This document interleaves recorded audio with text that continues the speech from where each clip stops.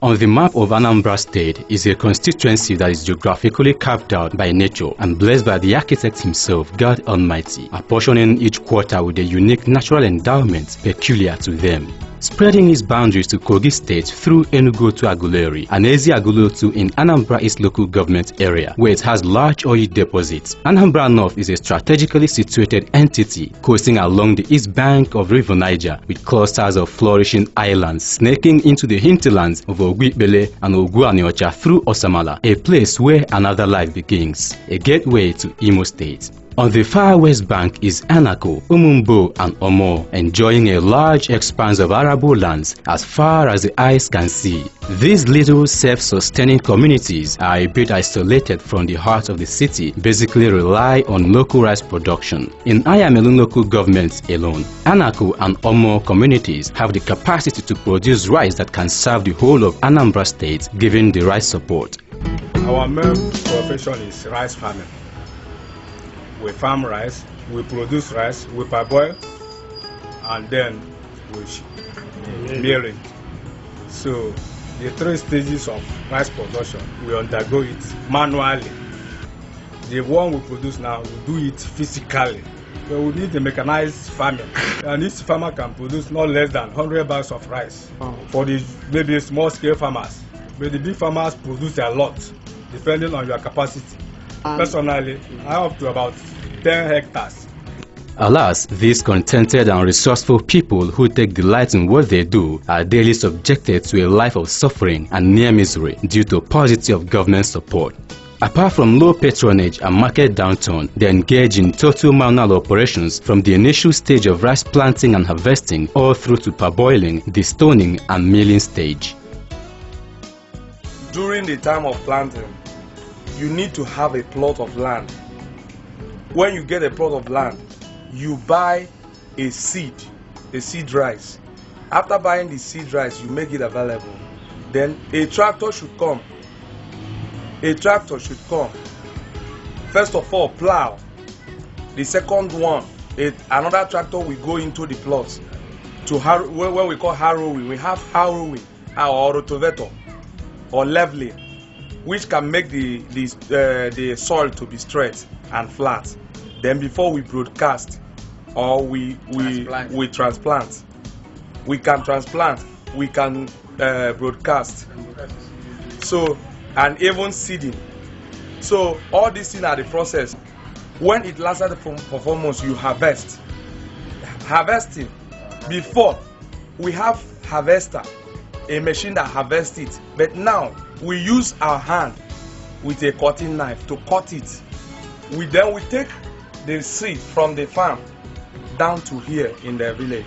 When we get to the village, we will transfer it to the drum. So when we put it in the drum, we turn it around to get some chaff that is inside. We remove it. The main seed will be there with water, because we mix with water. Then we go and buy firewood and put. So the firewood will heat it. That the first heating should be in this evening.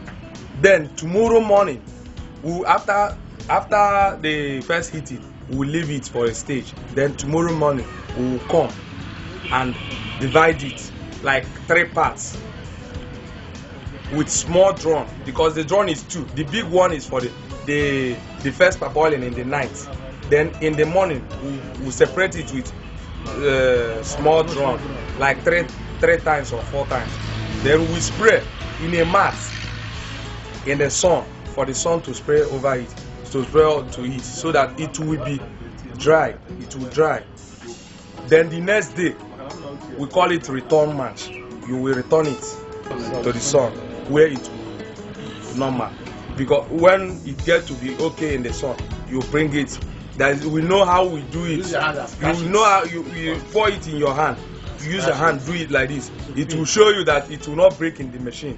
That is okay now. It's set. When they bite it. So that is how it is. After that, when it is okay, then we bring it to this machine.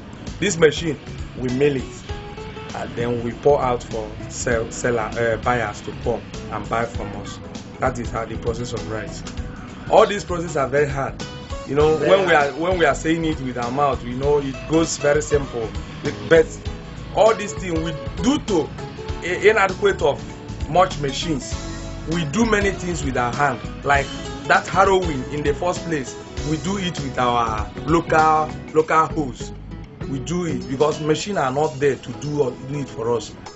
On the east pole of the popular River Niger are a people closely drawn to nature. People whose lives revolve around them and around nature. The people of Ogbaru, a vibrant local government area in Anambra North. Ogbaru is a peaceful community that is made up of chains of 15,000 units of farmlands such as Odepe, Ohita, Atanidu Noba, which is the hometown of the legendary king of high life, late Chief Osita Osadebe, Ochuchu Muodo, Amii, Umuozo, Owakuba, Omunankwo, Mpoto, Osamali Gili Kingdom, Obagwe, Akili Ogidi, Ogwikbele, Ogwaniocha, and Akili Ozizo, the native home of the amiable, distinguished Senator Stella Adezodwa, the illustrious daughter of the late monarch, His Royal Highness Igwe John Odua. This group of people have two primary occupations. The first is fishing, which in Ogbaru is almost ageless as they see it as a legacy, and every household, both young and old, naturally takes to fishing just as a normal part of their existence. On a daily basis, fishing has continued to generate economic activities as many of them make a living out of buying and selling of fish. The chief occupation as an Ogbaru man is farming, and to be precise, yam farming and fish farming. We have a lot of fish here because we are living in the riverine. The water flew inside the bush, forming lagoons, forming lots of fish pond for us to fish and get different varieties of fish. The same thing, we have a vast land, land where we cultivate different kinds of yams. So we have yams in large quantities, at the same time we have fish in large quantities. This is Akilo is an Ogbaru local government area. We do this festival annually, once in a year. Everybody enjoy the fishing festival because we have different methods of fishing here. There is many with their hooks, many with their nets. So anyone you know that you can participate in, then you carry on with that. The little money in my hand is the one that God gave to me. I sold it, and this is the money. The second aspect is farming. Due to the fertile ground and abundance of water in this region, they have two planting seasons, which makes it possible for them to cultivate a wide range of food items like cassava, yam, sweet potatoes, pepper, and vegetables of all kinds. In Igbo land generally, yam is a special food, but it seems to be more special in Ogbaru. Hence, yam farming becomes more like a tradition. In each planting season, a farmer can produce about 3,000 to 5,000 tubers of yam, depending on his capacity. After harvesting, the yam exchanges hands from the local farmers to traders who buy them off in large quantities and then transport to other parts of the country for retailing. I'm a farmer. Here is Afuatane. I can say you have reached the farmland, the really area. You get whatever you think about agriculture.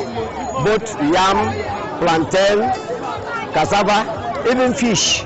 Buyers come from both, all the way from Port Harcourt, Owerri, Aba, even Lagos.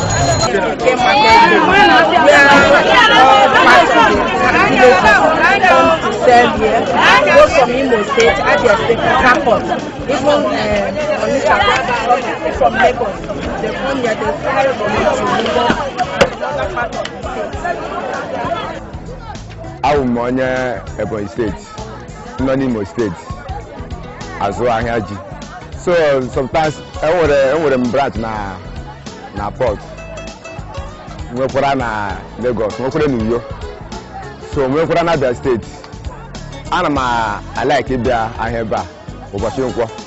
Due to Agatalam, I hear also Nirichi. Like over I can Azuki and Wake. We put it in what I for. But Nankenqua, I like them due to na Gina Beba Rinne. The dinner na Rim Makaria G Nadanaha, Nahandi also. So I am a Rim Dina like it Beba.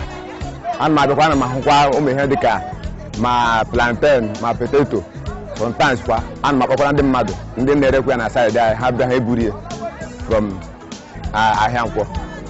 Ndị eji mara otu uche na Ogbaru rekọta nri dịka ji, akpụ, potato, ede, ife ọbụla a na-akwụ n'anị a na-eri the exception of rice and beans. Ndị ọzọ a na-alụpụta ya n'obodo a na Ogbaru is greater quantity. Naturally, ọrụ ugbo bụ inherited habit of our culture of our people. Bikakwa ị na-alụgodo ọrụ oru like myself biri n'Ogbaru ị ga na-akọ nri. Because anyị ada-agba anyị nwere sufficient fertile land. We don't pay for it because our family inherited property. One hard reality that these people share in common with their rice-producing counterparts in Ayamelun local government is a lack of mechanization and empowerment. To this effect, the farmers have cried out to the government and its agencies to come to their aids in the areas of modern farming equipment, improved seedlings and storage facilities, as well as standard markets. We want the federal government at least to assist us by giving us loan so that we can improve our production. So we need a mechanized farming whereby government will give us some inputs, maybe improved seeds, fertilizers, agrochemicals, the rest of them. That will make us grow higher in production. What we need from government in terms of selling the rice is to assist them so that they can buy it with the normal price, I suppose. They shouldn't allow the buyers, ordinary individuals, to buy it when it will last. Because when the individuals comes, they buy it so lower. At the end of the day, we can't complete the expenses we have made. I na ndị gọọmenti kwụrụ anyị ọ bụrụ na enyela anyị aka n'inye anyị ego na ịlụkwara anyị afịa ndị na-abịakwa afịa fụ ebe anyị na-anọ dịka na mmiri na-ezo maka na udu mmiri ka anyị ji azụ afịa anyị n'ebe a. Ya anyị afọ mma na-ata na n'iyi maka afọ na-ata na ovesi eri nne ịghọtago akọsịa ndị na-emebi emebi na-eri nne ịghọtago so o kwesịrị ka ndị gọọmenti denyela anyị aka n'ọrụ ugbo a na-alụ ebe a. In pursuit of rural empowerment and socio-economic development, the astute and people-loving senator of the Anambra North, Princess Stella Odua, has continued to help her people in ways that cannot be measured. For the past 10 years now, Senator Princess Stella Odua has perfected and exemplified the art of selfless giving and generosity. In her benevolence, she has aided over 30,000 farmers with soft loans like microfinance business loans and farmers credit loans, a scheme which she introduced to encourage hard work and give back to the society. Even though the senator has been improving the quality of life in Anambra North through the Princess Stella Odua Foundation, an NGO that has been running for a while, a lot more jobs still needs to be done by the state government to boost agriculture and local food production. Benefits: if local food production is supported and properly funded, agricultural sector will become more attractive, thereby creating more employment opportunities and help curb social indiscipline among the youth, and in return build a more robust and viable economy, but mostly reduce poverty rates in Anambra State. Let's come together and support Senator Princess Stella Odua to build a better Anambra North.